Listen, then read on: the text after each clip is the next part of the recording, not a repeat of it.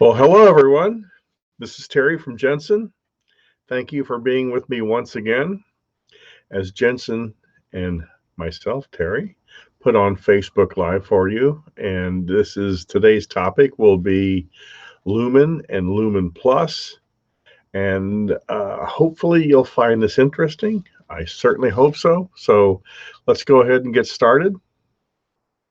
As you see, it's Lumen and Lumen Plus, and this is a really unique material because there's never been anything like Lumen and Lumen Plus, because white is the most opacious color in all the colors out there. So the color white, the most opaque, but easy to get splotchy and hard to modulate. That's until now. Now we have some good stuff. So this is what I call the Lumen group. We have Lumen and Lumen Plus, and the Lumen HH is half-half, or half Lumen plus half Lumen, which gives you like, 3 steps right there. But the Lumen is very translucent. So if we look at this a little more magnified, you can see through to the colors on the Lumen and the Lumen half-half, but the snow is extremely opaque. So what can the Lumen group be used for? Raising value or diffusion of color, or both together. So raising value, a white translucency, allowing the look of depth, or a white translucency when added to other colors creates special effects like the enamels. So when I add white translucency, always start with the underlying coat of the in-sync paste glaze because it makes it a lot easier, because you're not going to be adding color over the entire interior. And next I float on an appropriate thickness of lumen depending upon how much intensity of chroma I want. So I apply it along the incisal edge, and then I can fade it back towards the cervical. Just remember, don't push through your paste glaze. It'll make it a lot easier if you don't. And finally, I feather it out for the desired gradation or diffusion as it goes towards the cervical. Very easy to do, and you can see you can raise value, particularly where you get shades where your enamel's too dark. So the white translucency plus other colors creating special effects. So kind of like a review, we'll go over the whole thing here real quickly. I have it sped up to about 200%. So I put on the in-sync paste glaze, and just to add some color, I'm floating on a little bit of color on the cervical.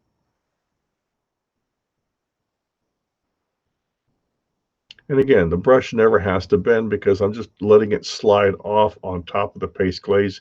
It wants to stick to it, kind of like Post-it notepad tackiness.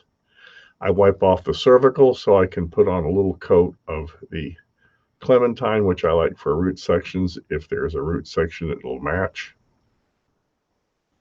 And we also have lotus and straw too. So 2 different hues.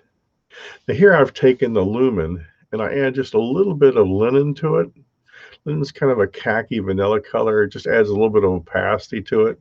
And this will mimic the hypocalcification you see at the cement enamel junction. And you can see I have the crown tilted down now, so you can see the hypocalcification, and I feather it out. Now, when you add the linen to the lumen, you will find that it'll appear slightly more opacious than it fires because the linen gets dramatically opaque. But when you put it with the lumen, if you don't have, it's predominantly lumen with just a little bit of linen, it just looks a little bit more intense before it fires. And then it has a very, very light look. So as I rotate it, you can see right there at the CEJ where it looks like the edge of your enamel before you go into the root section. So now I'll do some hypocalcification clouds going from mesial to distal. Usually we see them in the middle third, just about of a tooth. And I create very, very fine lines. Again, I am not mashing my brush. I'm just letting the color flow off the brush and stick to the paste glaze primary layer. After I have it slid on, sometimes I'll do it like dots, like Morse code, dots and dashes. Then I'll stretch the lines in the opposite direction to make them irregular, kind of like fluffy clouds. And this gives you a very gentle, natural hypocalcification look across the middle third of your restoration.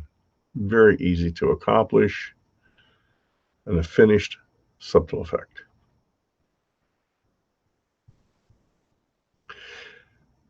I think you can do amazing things with posterior. So here's enamel highlighting on a molar. Again, as a review, And just to show you how quick it can be, I'm putting on a layer of the NSYNC paste glaze.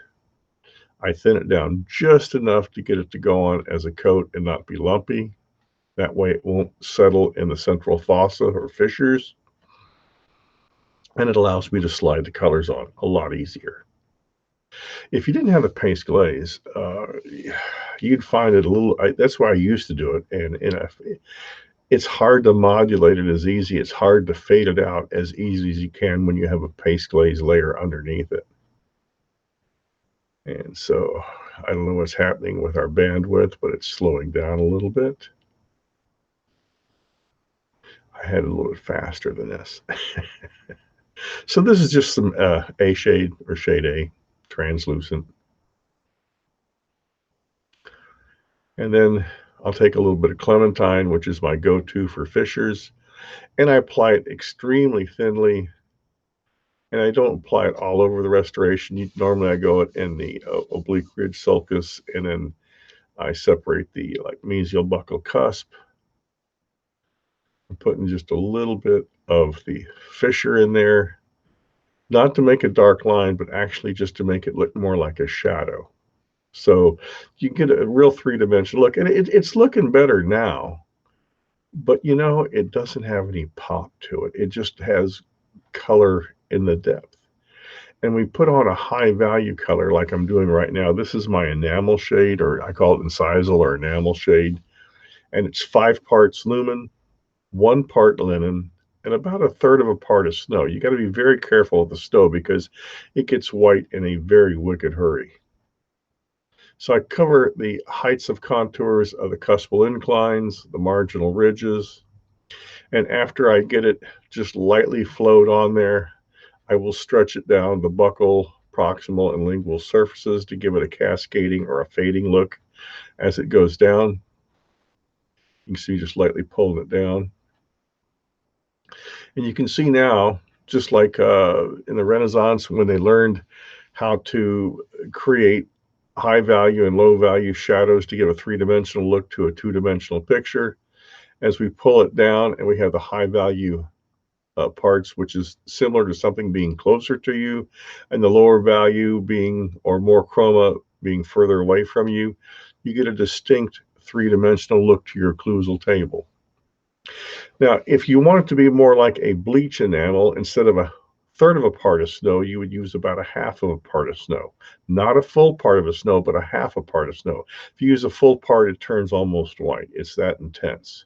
And if you want to look more like a 60 type incisal, or like an A4 or C4 type incisal, then it would be 5 parts lumen, 1 part linen, and no snow whatsoever. So 1/3 of a part of snow will make it look like a 58 or 59 type enamel. Now, this will bake a little bit less intense than it shows when you apply it, simply because the linen and the snow opacify it, but you have such a lumen base that it'll make it translucent. And then we can have diffusion of underlying color, making that A3 into an A2 easily, or even into an A1. Excuse me, this is something we weren't able to do prior. So some NSYNC paste glaze liquid. You will see me use a metal spatula here. Oh no, but I'd already mixed it up with my blue spatula, and I'm just dispensing it. So a little bit of lumen right there. And I'll show you how to change 3 to 2 to 1. So a little bit of paste glaze there, which we're going to put on first. There's my blue spatula. I told you I had it. A little bit of liquid. The NSYNC paste glaze liquid, not much. Just enough to get it to spread so it's not like a sour cream consistency. Okay, so there's the A2. I have my A3 in a holder so that it won't vibrate and make everyone dizzy. A little bit of the paste glaze first. And the reason I can do this on the shade tab is because this material is WYSIWYG. What you see is what you get. It bakes very accurately. The only time I say things are more intense is when I start mixing colors together and changing their properties. So here I'm gliding on the lumen. And if you're going to go one shade, Lumin works pretty well. When you go more than one shade, if you go down to an A3 to an A1, you're going to need more than just Lumin sometimes. Or you can do it in 2 applications and 2 firings. But we try to get everything in 1 firing. I think that's the object that most labs try to do.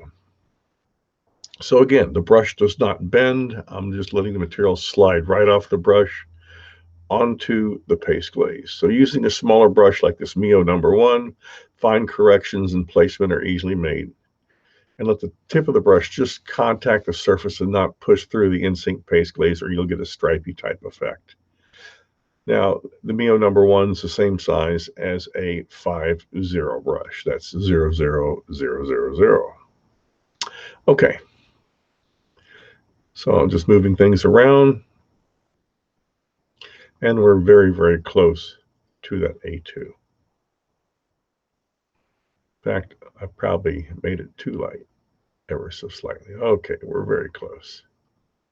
So wait, let's now take it to an A1. So the color mixture here is almost the half-half concentration, half lumen plus. And that's why I say there's sometimes that lumen plus is too intense and lumen by itself is not enough. So I just go to the 50-50 mix, and that works pretty darn well. Value is no longer a problem, but hue's starting to be. We notice how it's starting to get an orange influence because, you know, I've added the white, but we're getting the reddish orange that's inherent in most A shades, A1 through A3, that is.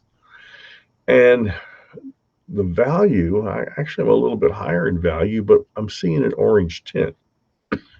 So the color wheel that I always tell you about, I use, so get rid of orange tint, a slight blue violet, which is our trans midnight from the pink kit. Blue violet alone would lower the value, but if we add a little bit of lumen to it, or actually add a little bit of midnight to the lumen, so it's a blue violet whitish. Usually when you add a color, you get a third color, but then you lower the value. But because we're adding a little bit of lumen with the trans midnight, it's negating some of the orange effect. You got to be careful, and you got to get that #1 brush in there, or your 5-0 brush, and kind of blot it around. You see, I'm still not bending that brush. It's still just on the surface. But we're starting to get rid of that orange effect. And it's almost completely gone. Not completely. It just depends on how long I want to play with it. And most times we're not going to go from an A3 to an A1, but this just shows you what's possible. We're very, very close. So how much of a change did we accomplish? Look at the difference right there. That's the A3 underneath. So what can Lumin do for you today? It can do a lot for you. Make you productive. This is MiYO. This is what we're here for, to make your work beautiful in a hurry, to help you out, a time saver, a life saver sometimes when you're trying to go home and see your family. So if you still have questions, call our technical department at 800-528-5531 or 800-243-2000 if you need to call your rep too. Make sure to follow Jensen Dental on Facebook and Instagram so you can be updated every time we go live. You can also visit jensendental.com/MiYO to learn more about MiYO.